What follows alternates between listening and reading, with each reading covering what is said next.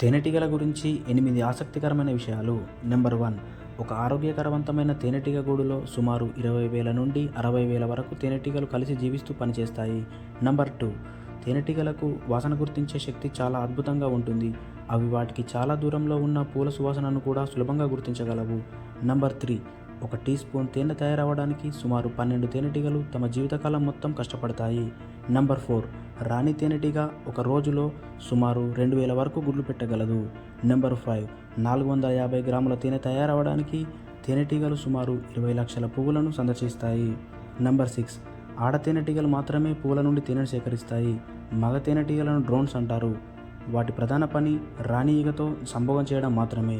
Number 7, తేనెటీగలు గంటకు సుమారు 24 కిలోమీటర్ల వేగంతో ఎగరగలవు. వాటి రెక్కలు ఒక సెకనులో సుమారు 200 సార్లు కొడతాయి.